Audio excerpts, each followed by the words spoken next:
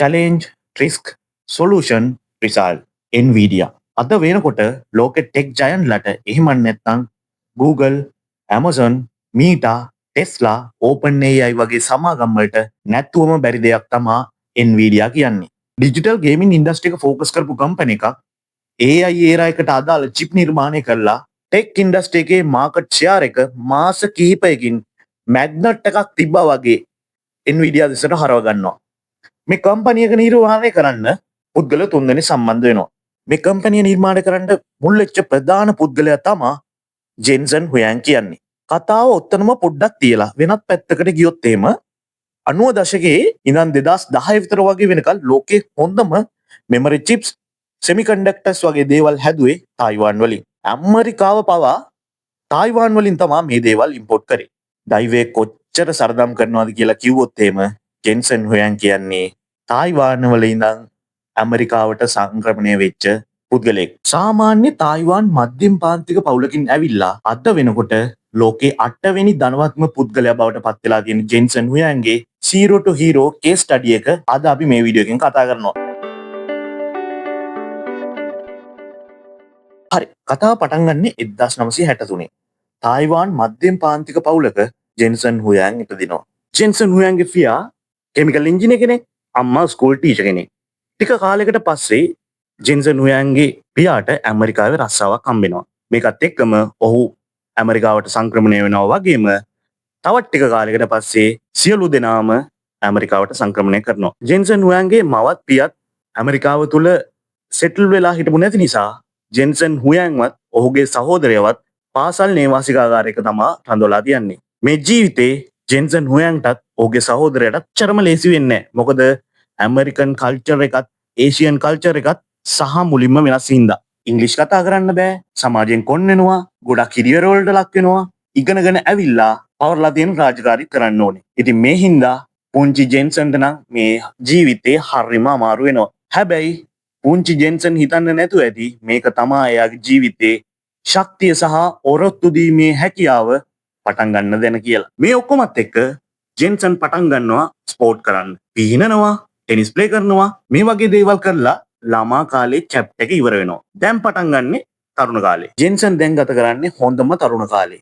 ඔහුගේ දෙමව්පියෝ සෙටල් වෙලා ජෙන්සනුත් සහෝදරයාත් මව්පියොත් එකට තමයි ජීවත් වෙන්නේ. ජෙන්සන් ඉලෙක්ට්‍රිකල් ඉංජිනේරින් හදාරනවා. මේකත් එක්කම ඔහු රෙස්ටොරන්ට් එකක පිඟන් හොදන රස්සාව පටන් ගන්නවා පොකට් මනි හොයාගන්න. පිඟන් හොදන කෙනෙක්ට ඉතින් ලොකු පඩියක් නැහැනේ. මෙතනින් හම්බෙන්නේ පුංචි පඩියක්. ඔයාලා දන්නවනේ ඉතින් ඇමරිකන් කල්චර් එකේ හැටියට කාලා බීලා පුංචි ආතල් එකක් දාගන්නවත් මේ ගාන මදි. කොටින්ම කිව්වොත් පොකට් මනි වලටවත් මේක මදි. හැබැයි මෙතනින් ආචාරශීලී වීම සහ වර්ක් එතික්ස් පාවිච්චි කරන විදිය හරියටම ඉගෙන ගන්නවා. මේත් එක්කම ඉලෙක්ට්‍රිකල් ඉංජිනේරින් උපාධිය ගන්නවා. උපාධියෙන් පස්සේ පළවෙනියටම ඔහු මයික්‍රෝ චිප් ඩිසයිනර් කෙනෙක් විදියට AMD කම්පැනි එකේ වැඩ බාර ගන්නවා. හරි, දෙවෙනි චැප්ටර් එක තරුණ කාලෙත් ඉවරයි. ජෙන්සන් හුයන් AMD කම්පැනි එකෙන් අයින් වෙලා LSI කියලා කම්පැනි එකට සම්බන්ධ වෙනවා. මේකෙදී ජෙන්සන් මලචොක්සි සහ ප්‍රයිම් කියලා තුන්දෙනෙක් එකතු වෙලා ග්‍රැෆික් ඇක්සලරේටර් කාඩ් එක නිර්මාණය කරනවා. මේකේ නම තමා GX Graphic Engine කියන්නේ.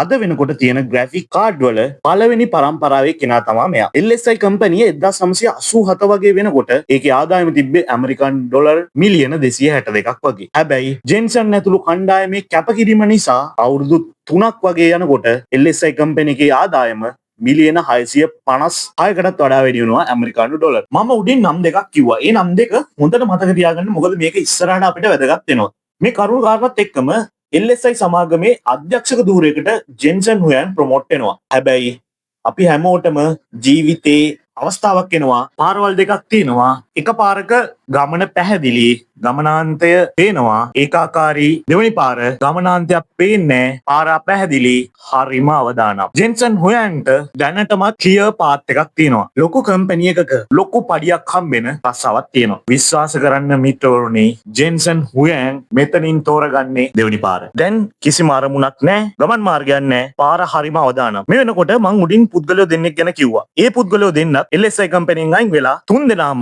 රෙස්ටොරන්ට් එකක කෑම ගනිමින් ඉන්න අතරදී වලදී කතා වෙනවා පරිගණක ක්‍රීඩාවලට අවශ්‍ය චිප් හදන ව්‍යාපාරයක් නිර්මාණය කරන එක ගැන. මිත්‍රවරුනි, මේක තමා Nvidia කම්පැනි එකේ ආරම්භය. මේ රෙස්ටුරන්ට් එකත් හරි වැදගත් මේ කතාවට. මොකද ජෙන් හුයෑන් මුලින්ම පිඟන් හොදන රස්සාව කරේ මේ රෙස්ටුරන්ට් එකේ. මේ රෙස්ටුරන්ට් එකේ නම ඩැනීස් රෙස්ටුරන්ට්. ඉතින් මේ රෙස්ටුරන්ට් එකේ කෑම ගනිමින් ඉන්න අතරේ ආව මේ පුංචි අදහස අද වෙනකොට මල්ටි බිලියන් ව්‍යාපාරයක් බවට පත් වෙලා තියෙනවා. ජෙනිසන් හොයෑන්, මැලචෝස්කි, ප්‍රයිම් තුන්දෙනා එකතු වෙලා මේ ගත්ත අදහස ව්‍යාපාර නමක් යෝජනා කරනවා එන්විෂන් කියලා. හැබැයි ටික දවසකට පස්සේ ජෙන් හොයෑන් මේකේ නම වෙනස් කරනවා ලතින් භාෂාවේ ඉන්වීඩියා ආభాෂය අරගෙන එන්වීඩියා කියලා. ලතින් භාෂාවේ ඉන්වීඩියා කියන්නේ ඉරිෂියාව නිරූපණය කරනවා. මේ පාර්ට්නර්ස්ලා තුන්දෙනාගේ ප්‍රයිම්ට ඕන වෙනවා තරඟකරුවන්ගේ ඉරිෂියාව වැඩි වෙන විදිහට මේ ලෝගෝ එක කොළ පාටින් නිර්මාණය කරන්න. ඉතින් ඒක තමා අද වෙනකොට Nvidia ලෝගෝ එක කොළ පාටට තියෙන්නේ. හරි. බිස්නස් ප්ලෑන් එක හදලා ඉවරයි. දැන් මේක ව්‍යාපාරයක් බවට පත් කරන්න ඕනේ. එතනදී ඉන්කෝපරේට් කරන්න අවශ්‍ය වෙනවා. ඉන්කෝපරේට් කරන ෆී එක $200යි. ජෙන් හුයෑන් $200ක් දාලා ඉන්කෝපරේට් කරනවා. එයාගේ පාර්ට්නර්ස්ලා දෙන්නගෙන් එයා අහනවා මේකේ කැපිටල් එක විදිහට $200 ගානේ දෙන්න පුළුවන්ද කියලා. පාර්ට්නර්ස්ලා දෙන්නා $200 ගානේ දෙනවා වගේම මේකේ ආරම්භක කැපිටල් එක $600යි. අද වෙනකොටත් කම්පැනි ආටිකල් එකේ ආරම්භක කැපිටල් එක විදිහට තියෙන්නේ $600යි. දැක්ක නේද? $600ක් වගේ පුංචි ගානකින් ආරම්භ කරපු කම්පැනි එක අද වෙනකොට $4 ට්‍රිලියන 4.92ක් වගේ වෙනවා. හේතුව තායිවාන් වල සාමාන්‍ය පවුලකින් ආපු ජෙන් හුයෑන් 1993 මේක ස්ටාර්ට් කරාට ඒකේ කිසිම ග්‍රෝ එකක් තිබ්බේ නැහැ. ඒ වගේම ගේමින් ඉතිහාසයේ වෙනස් වෙන සම්දිස්ථානයක් තියෙනවා. ඒ තමයි 1999 දී Nvidia ලොන්ච් කරනවා GeForce 256 graphic processing unit එක. මේකෙන් පරණ හිර වෙන කොටින්ම කිව්වොත් මෙලෝ රහක් නැති ගේමින් graphic වලට next level realistic visual එක්කම ස්පීඩ් එක උපරිමයෙන් වැඩි කරලා දෙනවා. අවුරුදු 6ක් කරන් එක ඉනෝවේෂන් එකක් එළියට දානවා. එක ප්‍රොඩක්ට් එකක් ලොන්ච් කරනවා. එතෙක් මෙතෙක් ඉතිහාසයේ Nvidia කියන නාමය මුළු ලෝකෙම ජනප්‍රිය වෙනවා. මාකට් ෂෙයාර් එක මැග්නට් එකක් තිබ්බා වගේ මෙයාලගේ පැත්තට හැරෙන්න ගන්නවා. Computer visual graphic processing unit වල මාකට් එකේ ලීඩර් බවට අවුරුදු කිහිපයකින් පත් වෙනවා. හරි. දැන් Nvidia කම්පැනි එක ජෙන් හුයෑන්ගේ නායකත්වයේත් එක්කම සාමාන්‍ය මට්ටමක තියෙනවා. හැබැයි ඕනෑම ව්‍යාපාරයකට හිතන්න නැති කාලෙකදී හිතන්න නැති චැලෙන්ජ් එන්න පුළුවන්. ඉතින් Nvidia වලටත් එහෙම කාලයක් උදා වෙනවා. හරියටම 2000 දී ලෝක ප්‍රසිද්ධ .com බබල් බ්ලාස්ට් එක වෙනවා. හරියටම යාලා ප්‍රොඩක්ට් එකක් ලොන්ච් කරලා අවුරුද්දයි. ටෙක් කම්පැනි බරපතල විදියට කඩා වැටෙනවා. ටෙක් කම්පැනිස් වලට ආපු අර්බුදයත් එක්කම මේ සෙමිකන්ඩක්ටර්ස් ඉන්ඩස්ට්‍රි එකේ හිටිය Intel IBM වගේ ජයන්ට්ලා ඩොමිනන්ස් එක තව තවත් පුළුල් කරනවා. මේ පුළුල් කිරීමත් එක්කම පුංචි පුංචි ටෙක් කම්පැනි බංකොලොත් භාවයටම පත් වෙනවා. හැබැයි අදටත් මුළු ලෝකෙම මෙන්න මේ අවස්ථාවේදී ජෙන් හුයෑන්ගේ නායකත්වය වර්ණනා කරනවා. අනිත් කම්පැනිස් ඔක්කොම ලාභය මිල ගැන බලද්දී ජෙන් හුයෑන් එයාගේ කණ්ඩායමට කියනවා ලාභය මිල ගැන බලන්නේ නැතුව කවුරුත් කරලා නැති අලුත් දෙයක් ඉදිරිපත් කරන්න උත්සාහ කරන්න කියලා. හරියට එක දෙයකට සීමා වෙච්ච සෙන්ට්‍රල් ප්‍රොසෙසින් යුනිට් එක එහෙම නැත්නම් CPU එක වගේ නැතුව ලොකු දේවල් කරන්න පුළුවන්, ගොඩක් දේවල් කරන්න පුළුවන් පැරලල් කම්පියුටර් එකක් වගේ නිර්මාණය කරන්න උත්සාහ කරන්න කියලා. ජෙන් හුයෑන් කිව්වේ අවුරුදු 2ක් 3ක් ඉස්සරහා බල්ලා නෙවෙයි, අවුරුදු 50කටත් වඩා ඉස්සරහා බල්ලා කියලා අද වෙනකොට අපිට හිතා ගන්න පුළුවන් වගේම ඔයාලට තව චුට්ටක් මේ කතාව ඉස්සරහට යද්දි තේරුම් ගන්න පුළුවන් වෙයි. ජෙන් හුයෑන්ගේ නායකත්වයත් එක්කම Nvidia කම්පැනිය අතරින් නැතුව දිගටම අල්ලන් ඉන්නවා. 2012 දී Nvidia සමාගම නිර්මාණය කරනවා deep learning processors.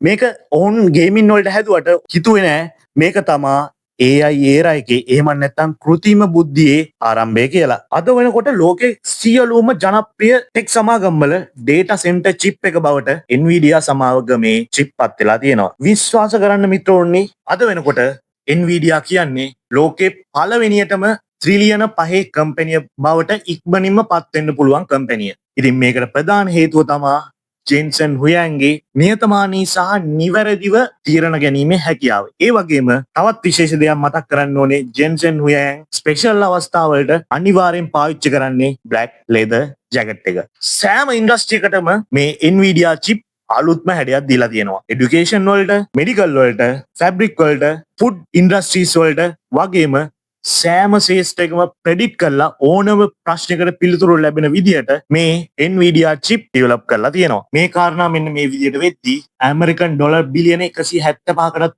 වඩා වැඩි වත්කමක් එක්ක ජෙන්සන් හුයන් කියන්නේ දැනට ලෝකයේ ඉන්න 8 වෙනිම ධනවත් පුද්ගලයා. නුදුරු අනාගතයේදීම විශ්ලේෂකයෝ ප්‍රකාශ කරලා තියෙනවා 1 2 3 මට්ටමට අනිවාර්යයෙන්ම ජෙන්සන් හුයන් එනවා කියලා. ඕක තමා ජෙන්සන් හුයන්ගේ 0 to hero moment එක. මේ කතාවේ සාරාංශය තමා පැහැදිලි මාර්ගයක ඉලක්ක දකින්න ඒ ඉලක්ක අනිවාර්යයෙන්ම ඔයාගේ ජයග්‍රහණයේ මාවත පෙන්වනවා කියන එක පැහැදිලිව ඔප්පු කරලා තියෙනවා. හරි.